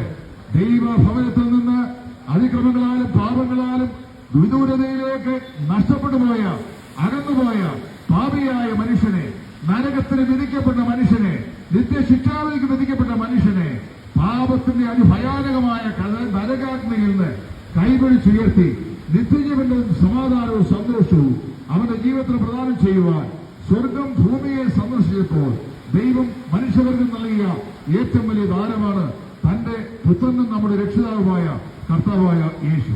ഈ യേശു ക്രിസ്തു മനുഷ്യനായി ഭൂമിയിൽ അവതരിച്ചു, മനുഷ്യനായി ഭൂമിയിൽ ജീവിച്ചു, നമ്മിൽ ഒരുവരെ പോലെ ഭൂതലത്തിൽ ചരിച്ചു. 33 തിരുവയസ്സിന്റെ അന്ത്യത്തിൽ പൊന്തിയോസ് പീലാത്തോസ് എന്ന് പറയുന്ന യഹൂദിയയിലെ ഗലീലയുടെ ഗവർണറായിരുന്ന നാടുകാരുടെ മുമ്പാകെ വിസ്തരിക്കപ്പെട്ട് കാൽവരിയിലെ ഗോൽഗോഥ കുന്നിന്മേൽ ആ കാലഘട്ടങ്ങളിൽ ഏറ്റവും വലിയ കൊള്ളക്കാരായ 2 കള്ളന്മാരുടെ നടുവിൽ കാരണന്മാരികളാൽ ഭൂഷിതനായി അരിമത്തിലെ യോസേഫിന്റെ കല്ലറയിൽ സംസ്കരിക്കപ്പെട്ട് 3-ാം ദിവസം മരണത്തെ ജയിച്ച് ജയാളിയായി ഉയർത്തെഴുന്നേറ്റ് ഇന്ന് സ്വർഗത്തിൽ ജീവിക്കുന്നു. ആ കർത്താവായ യേശു ക്രിസ്തു പറഞ്ഞു, ലോകത്തിൽ ജീവിച്ചെന്ന് എന്നിൽ വിശ്വസിക്കുന്ന ഏവരും മരിച്ചാലും ജീവിക്കും. പ്രിയമുള്ളവരെ, മരണം മനുഷ്യജീവിതത്തിന്റെ തിരശ്ശീലയല്ല. മനുഷ്യന്റെ ഈ ലോകത്തിലെ ജീവിതത്തിന്റെ അവസാനമാണ്. ഇതിന്റെ അപ്പുറത്തേക്കുള്ള ഒരു പുതിയ ജീവിതത്തിന്റെ ആരംഭമാണ് മരണം എന്ന് പറയുന്നത്. അതിന് 2 അന്തങ്ങളുണ്ടെന്ന് ഞാൻ പറഞ്ഞല്ലോ. ഒന്ന് നിത്യമായ നാശം, മറ്റൊരു നിത്യമായ രക്ഷ. ഈ നിത്യമായ രക്ഷയിലേക്ക് നിങ്ങളെ ആനയിക്കുവാൻ ദൈവത്തിന് ഒരു പദ്ധതിയുണ്ട്. ആ പദ്ധതി എന്റെ പുത്രനായ യേശു ക്രിസ്തുവിന്റെ കാൽവരിയിലെ ബലിമരണ മുഖാന്തരമായി ദൈവം സൗജന്യമായി സകല മാനവജാതിക്കും ഒരുക്കിയിരിക്കുന്നു. കർത്താവായ യേശു ക്രിസ്ത്യാനികളെ രക്ഷിപ്പാൻ വന്നവനല്ല. കർത്താവായ യേശു യഹൂദന്മാരെ രക്ഷിപ്പാൻ വന്നവനല്ല. കർത്താവായ യേശു ലോകത്തിന്റെ പാപം ചുമന്നൊഴിക്കുന്ന ദൈവത്തിന്റെ കുഞ്ഞാടായി സ്വർഗത്തിൽ നിന്ന് ഭൂമിയിൽ അവതരിച്ച ദൈവത്തിന്റെ പുത്രനാണ്. ഈ കർത്താവായ യേശു ക്രിസ്തുവിനെ രക്ഷിതാവും കർത്താവുമായി എന്റെ ഹൃദയത്തിലേക്ക് സ്വീകരിപ്പാൻ കർത്താവിന്റെ അളവിറ്റ കൃപയാൽ എന്റെ 9-ാമത്തെ വയസ്സിൽ എനിക്ക് അവസരമുണ്ടായി. ഞാൻ പാപിയായ ഒരു മനുഷ്യനാണെന്നും എന്റെ പാപത്തിന്റെ പരിഹാരത്തിന് വേണ്ടിയാണ് ദൈവത്തിനായ യേശു ക്രിസ്തു കാൽവരിയിലെ ഗോൽഗോഥായിൽ നൊന്ന് ചെന്നുടഞ്ഞ് തന്റെ പ്രാണനെ ഏൽപ്പിച്ചതെന്നും ഞാൻ വിശ്വസിച്ചു. ആ നിമിഷത്തിൽ തന്നെ എന്റെ പാപകന്മക്ഷ്യങ്ങൾ എഴുതപ്പെട്ട ദൈവവചന പ്രകാരം സമ്പൂർണ്ണമായി കർത്താവ് ക്ഷമിക്കുകയും നിത്യജീവന്റെ പുസ്തകത്തിന്റെ പേരെഴുതുകയും ഒരു ദൈവവചനായി തരുവാൻ ഭാഗ്യവശാൽ എനിക്ക് ഇടയാകുകയും ചെയ്തു. എനിക്ക് മാത്രമല്ല, ഞങ്ങളുടെ കൂടെ ഇവിടെ നിൽക്കുന്ന ഈ സഹോദരന്മാർ പല ആളുകൾക്ക് അവർക്ക് എല്ലാവർക്കും ഈ അനുഭവ സാക്ഷ്യമാണ് പറയാനുള്ളത്. ഞങ്ങൾക്ക് മാത്രമല്ല, ഞങ്ങളിൽ 8-10 പേർക്ക് മാത്രമല്ല, ലോകത്തിന്റെ 5 വൻകരകളിലായി ലക്ഷം ആളുകൾക്ക്, കോടാനുകോടി ആളുകൾക്ക് ഞാൻ ഇവിടെ പറയുന്ന ഈ അനുഭവ സാക്ഷ്യം സധൈര്യം പ്രഖ്യാപിക്കാൻ കഴിയും. എന്താ കാരണം? കർത്താവായ യേശു ക്രിസ്തു ഞങ്ങളുടെ പാപങ്ങളെ ശാശ്വതമായി മോചിച്ച് തന്നിരിക്കുന്നു. ഞങ്ങൾക്കതിന് 1 പൈസയുടെ ചെലവില്ല. പിന്നെ ആർക്കാണ് ചെലവുണ്ടായത്? വലിയവനായ ദൈവത്തിനാണ്. എന്ത് ചെലവാണ് ദൈവം ചെയ്തത്? തന്നെ വിലപ്പെട്ട പുത്രനായ യേശു ക്രിസ്തുവിനെ നമ്മുടെ പാപത്തിന് പ്രതിഫലമായി കാൽവരിയിലെ കുരിശിൽ തകർത്തുകളയുവാൻ ദൈവത്തിന് പ്രസാദമായി. അവന്റെ മരണം കൊണ്ട് നമ്മുടെ മരണത്തെ എന്നേക്കുമായി അവിടെ നീക്കി. തന്റെ മരണത്താൽ പാപിയായ മനുഷ്യരുടെ മരണത്തെ സദാകാലത്തേക്ക് നീക്കി നിത്യജീവനും സന്തോഷവും മനുഷ്യരെ പ്രദാനം ചെയ്തവരാണ് കർത്താവായ യേശു. ഈ യേശു ക്രിസ്തുവിനെ രക്ഷിതാവ് കർത്താവുമായി സ്വീകരിക്കുന്ന ഏവർക്കും നിത്യശിക്ഷാവധിയിൽ നിന്ന് എന്നേക്കുമായി ഉള്ള വിടുതൽ. വിശുദ്ധ യോഹന്നാന്റെ സുവിശേഷം 1-ാം അധ്യായത്തിന്റെ 12-ാം വാക്യത്തിൽ യോഹന്നാൻ അപ്പോസ്തലൻ പ്രകാരം പറയുന്നു, അവനെ കൈക്കൊണ്ട് അവന്റെ നാമത്തിൽ വിശ്വസിക്കുന്ന ഏവർക്കും ദൈവമക്കളായി തീരുവാൻ അവൻ അധികാരം കൊടുത്തിരിക്കുന്നു. നിങ്ങൾക്ക് ദൈവമകനായി തീരുവാൻ, ദൈവമകളായി തീരുവാൻ ആഗ്രഹമുണ്ടോ എങ്കിൽ കർത്താവായ യേശു പറയുന്നു, എന്റെ അടുക്കൽ വരുന്നവനെ ഞാൻ ഒരു നാളും തള്ളിക്കളയുകയില്ല. അവിടുന്ന് ആഹ്വാനം ചെയ്യുകയാണ്, അധ്വാനിക്കുന്നവരും ഭാരം ചുമക്കുന്നവരുമായുള്ളവരെ എല്ലാവരെയും എന്റെ അടുക്കൽ വരികയും ഞാൻ നിങ്ങളെ ആശ്വസിപ്പിക്കും. ജീവിതത്തിന്റെ വിവിധ തുറകളിൽ നന്നാകുവാൻ, പാപമോചനം പ്രാപിക്കുവാൻ, മോക്ഷം പ്രാപിക്കുവാൻ, നിത്യജീവനെ പ്രാപിക്കുവാൻ അത്യധ്വാനം ചെയ്തിട്ട് ഇന്നുവരെയും എല്ലാ മാർഗങ്ങളും അവലംബിച്ചിട്ടും ആശയ്ക്ക് യാതൊരു വകയുമില്ലാതെ, ജീവിതത്തിൽ യാതൊരു ശാന്തിയില്ലാതെ, സമാധാനമില്ലാതെ, പ്രത്യാശയില്ലാതെ, നിത്യതയെക്കുറിച്ചുള്ള അവബോധമില്ലാതെ ആരെങ്കിലും ഇന്ന് പകൽക്കാലം ഈ സന്ധ്യായാമത്തിൽ ഞങ്ങളെ ഈ ചേലച്ചുവട് ബസ് സ്റ്റാൻഡ് സമീപമായി ഈ ശബ്ദവാഹിനിയുടെ സഹായത്തോടെ കേൾക്കുന്നുണ്ടെങ്കിൽ നിങ്ങളുടെ ആത്മരക്ഷയ്ക്കുള്ള ജീവിതത്തിലെ ഏറ്റവും ഒടുവിലത്തെ സമയമായിരിക്കാം ഈ സമയം. നാളെ നാം ഇത് കേൾക്കുവാൻ നമുക്ക് അവസരമുണ്ടാകുമോ? നാളത്തെ ദിവസം നമുക്കായി അവശേഷിക്കുന്നുവോ? നാളെ നാം ജീവിച്ചിരിക്കുമോ? ഇതൊന്നും പ്രഖ്യാപിക്കുവാൻ നമുക്ക് സാധിക്കുകയില്ല. മുൻകൂട്ടി പ്രവചിക്കുവാൻ നമുക്ക് സാധിക്കുകയില്ല. അതുകൊണ്ട് തന്നെ 2000 വർഷങ്ങൾക്ക് മുമ്പ് ക്രിസ്തുവിന്റെ അരവശിഷ്യനായ പത്രോസ് അപ്പോസ്തലൻ യെരൂശലേമിൽ നിന്നുകൊണ്ട് ഇപ്രകാരം വിളിച്ചു പറഞ്ഞു, ഇപ്പോഴാകുന്ന രക്ഷാദിവസം, ഇപ്പോഴാകുന്നു സുപ്രസാദകാലം. പ്രിയ സഹോദര സഹോദരി, ദൈവത്തിനായ യേശു ക്രിസ്തുവിനെ നിന്റെ ജീവിതത്തെ സമർപ്പിച്ചേൽപ്പിച്ചുകൊണ്ട്, കർത്താവേ, ഞാനും പാപിയായ ഒരു മനുഷ്യനാണ്, എന്റെ പാപത്തിന്റെ പരിഹാരത്തിന് വേണ്ടി അങ്ങ് കാലവരയിലെ കൊലക്കളത്തിൽ ഭാവപരിഹാരമായി ക്രൂശിതനായി അരിമത്തിയുടെ യോസേഫിന്റെ കഥയിൽ അവിടുന്ന് സംസ്കരിക്കപ്പെട്ടു. 3-ാം മാസം മരിച്ചുവെന്ന് ഉയർത്തെഴുന്നേറ്റ് ജൈവനായി ഇന്ന് ജീവിക്കുന്നു. അനധി വിദൂര ഭാവി കാലാകാലങ്ങളിലായി അങ്ങേ രക്ഷിതാവും കർത്താവുമായി കൈക്കൊള്ളുന്ന ആളുകളെ ചേർക്കുവാൻ അവിടുന്ന് എത്രയും വേഗം വരുമെന്ന് ഞാൻ വിശ്വസിക്കുന്നു എന്ന് സമ്മതിച്ചുകൊണ്ട് നിങ്ങളുടെ പാപങ്ങളെ നിങ്ങൾ ദൈവസഭയിൽ ഏറ്റുപറയുക, ഉപേക്ഷിക്കുക, കർത്താവായ യേശുവിനായി നിങ്ങളുടെ ജീവിതം സമർപ്പിക്കുക. അങ്ങനെ ചെയ്യുന്നത് നിങ്ങളുടെ ഭാഗത്തുള്ള പൈസയുടെ ചെലവില്ലാതെ സൗജന്യമായ നീതീകരണം, സൗജന്യമായ ശുദ്ധീകരണം, സൗജന്യമായ രക്ഷ നിങ്ങൾക്ക് പ്രദാനം ചെയ്യുവാൻ യേശുക്രിസ്തുവിന് മനസ്സുണ്ട്. വിശുദ്ധ വേദപുസ്തകം പറയുന്നു, കണ്ടാലും ഞാൻ നിന്റെ ഹൃദയത്തിന്റെ വാതിൽ കണ്ടുമുട്ടുന്നു. എന്റെ ശബ്ദം കേട്ട് നിന്റെ ഹൃദയത്തിന്റെ വാതിൽ നീ തുറന്നാൽ നിന്റെ ഹൃദയാന്തര ഭാഗത്തേക്ക് ഞാൻ കടന്നു വന്ന് നിന്നോടുകൂടെ കൂട്ടായ്മ നടത്തുവാൻ ഞാൻ ആഗ്രഹിക്കുന്നു. യേശുക്രിസ്തു നിങ്ങളെ മാടി വിളിക്കുന്നു. ഈ കർത്താവിനായി നിങ്ങളുടെ ജീവിതം സമർപ്പിക്കുമോ? അവനായി ജീവിതത്തെ ഏൽപ്പിച്ചു കൊടുക്കുമോ? നിത്യതയുടെ പങ്കാളിയായി തരുമോ? ഒരു വാക്കുകൂടെ ഓർപ്പിച്ചുകൊണ്ട് അവസാനിപ്പിക്കാം. ഭാഗ്യകരമായ രക്ഷയുടെ അനുഭവം ഇന്ന് സൗജന്യമായി കർത്താവായ യേശുക്രിസ്തു വിശ്വാസത്താൽ സ്വായത്തമാക്കുവാൻ നിങ്ങൾക്ക് സാധിക്കും. അല്ല, മനഃപൂർവ്വമായി നിങ്ങൾ അത് ഉപേക്ഷിച്ചു കളഞ്ഞാൽ വിശുദ്ധ വേദപുസ്തകം ഭയാനകമായ നിർദ്ദേശം ഇങ്ങനെ പറയുന്നു, ദൈവപുത്രനെ ചവിട്ടിക്കളയുകയും തന്നെ വിശുദ്ധീകരിച്ച നിയമരത്വത്തെ മല്ലമെന്ന് നിരൂപിക്കുകയും കൃപയുടെ ആത്മാവിനെ നിരാകരിക്കുകയും ചെയ്തവൻ എത്ര ഭയങ്കരമായ ശിക്ഷാവിധിക്ക് പാത്രമായി തീരും എന്ന് അറിഞ്ഞുകൊള്ളുക. ആകയാൽ ഇപ്പോഴാകുന്ന രക്ഷാദിവസം, ഇപ്പോഴാകുന്ന സുപ്രസാദകാലം ഈ കർത്താവായ യേശുവിനായി നിങ്ങളുടെ ജീവിതം സമർപ്പിച്ച് ദൈവസേനയിൽ അവനായി നിങ്ങളെ തന്നെ സമർപ്പിക്കുക. നിത്യജീവന്റെ പങ്കാളിയായി തരിക, സ്വർഗരാജ്യത്തിന്റെ അവകാശിയായി തരിക. അതിനായി നിങ്ങൾ ശ്രമിച്ച നിങ്ങൾക്കേവർക്കും നമ്മുടെ കർത്താവായ യേശു ക്രിസ്തു ഏക രക്ഷിതാവുമായ കർത്താവും മുഖാന്തരമാക്കി തീർക്കട്ടെ എന്ന് ആത്മാർത്ഥമായി പ്രാർത്ഥിച്ചുകൊണ്ട് ഞങ്ങൾ ഇതുവരെയും സശ്രദ്ധം ശ്രമിച്ച നിങ്ങൾക്കെല്ലാവർക്കും ദൈവനാമത്തിൽ ഞങ്ങൾക്കുള്ള നന്ദിയെ ഒരു പ്രാവശ്യം കൂടെ പ്രകാശിപ്പിച്ചുകൊണ്ട് എന്റെ വാക്കുകൾക്ക് വിരാമം കുറിക്കുന്നു. ദൈവതിരുനാമം ഇന്നും എന്നേക്കും മഹത്വപ്പെടുമാറാകട്ടെ. ആമേൻ.